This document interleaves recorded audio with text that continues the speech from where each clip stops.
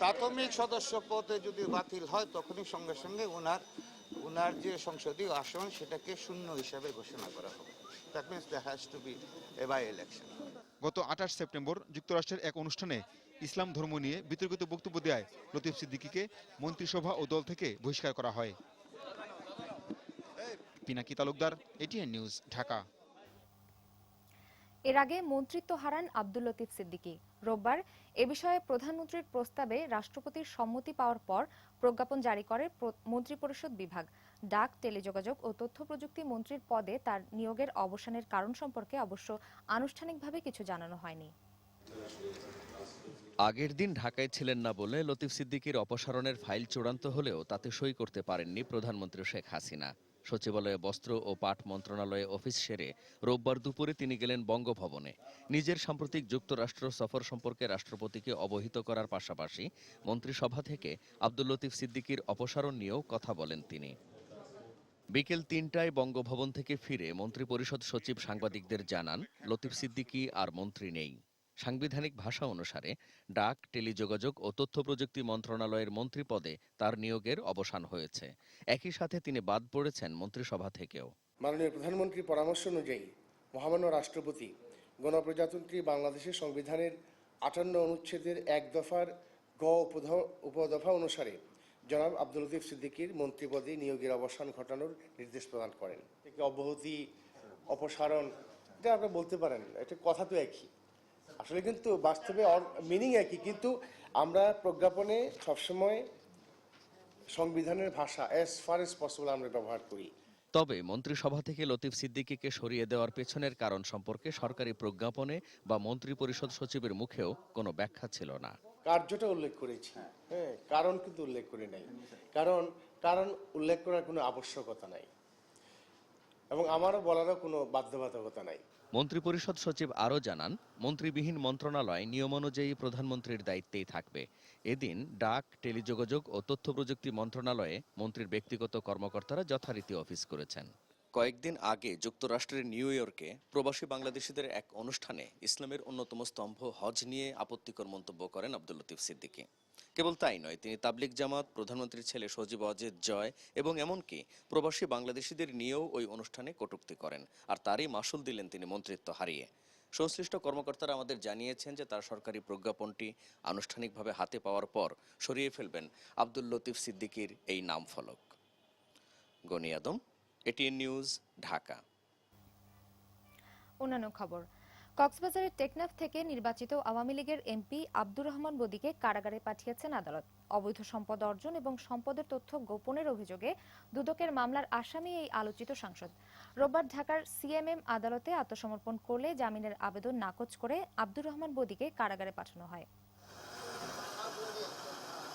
কক্সবাজারের বহুল আলোচিত ও বিতর্কিত সরকার দলীয় সাংসদ আব্দুর রহমান বদির বিরুদ্ধে কক্সবাজারের সব থানায় অনেকগুলো মামলার তথ্য পেয়েছে দুদক। এগুলোর মধ্যে শিশু ও নারী নির্যাতন থেকে শুরু করে ভয়ঙ্কর অপরাধের মামলাও রয়েছে কক্সবাজারের বিতর্কিত এই এমপির বিরুদ্ধে। বাংলাদেশে ইয়াবা ব্যবসার বড় একটা অংশ নিয়ন্ত্রণ করার অভিযোগ আছে সাংসদ বদির বিরুদ্ধে। রোববার সকালে আদালতে হাজির হন কক্সবাজারের টেকনাফ এলাকা থেকে নির্বাচিত সাংসদ আব্দুর রহমান বদি। দুদকের মামলায় উচ্চ আদালতের দেয়া আগাম জামিনের মেয়াদ শেষে মুখ্য মহানগর হাকিম আদালতে আত্মসমর্পণ করে জামিন প্রার্থনা করেন তিনি। কিন্তু জ্ঞাত আয় বহির্ভূত সম্পদ অর্জনের অভিযোগে মামলাটির শুনানি শেষে মুখ্য মহানগর হাকিম জামিন আবেদন নাকচ করে আদালতে পাঠানোর নির্দেশ দেন।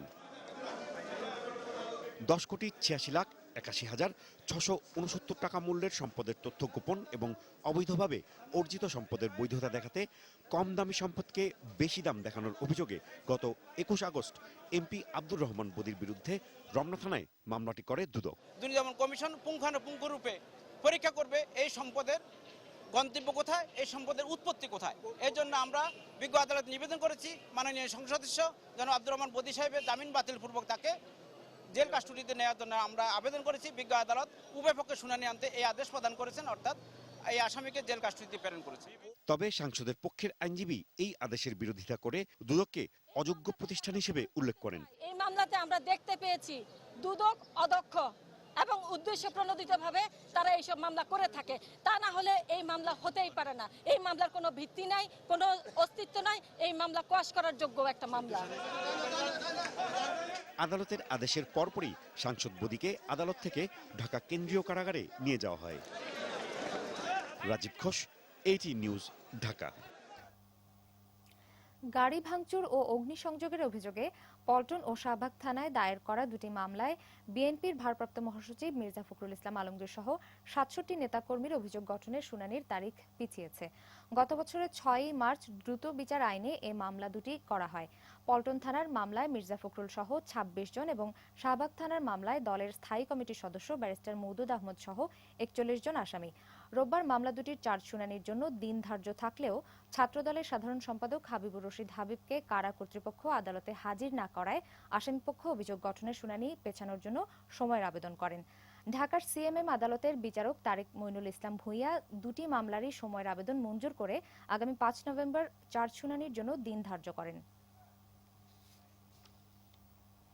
বিএনপি জামায়াত জোট সরকারের গণপূর্ত প্রতিমন্ত্রী আলমগীর কবিরের প্লট বরাদ্দের দুর্নীতি মামলা তদন্তের তথ্য দিতে দুদকের কাছে সময় চেয়েছেন সাবেক মন্ত্রী মির্জা আব্বাস। মির্জা আব্বাস গণপূর্ত মন্ত্রী থাকা অবস্থায় প্রতিমন্ত্রী আলমগীর কবির অবৈধভাবে ঢাকা সাংবাদিক সমিতিকে প্লট বরাদ্দ দেন এই অভিযোগে তার বিরুদ্ধে মামলা করে দুদক। সেই মামলায় মির্জা আব্বাসের সংশ্লিষ্টতা যাচাইয়ে তাকে রোববার জিজ্ঞাসাবাদ করা হয়।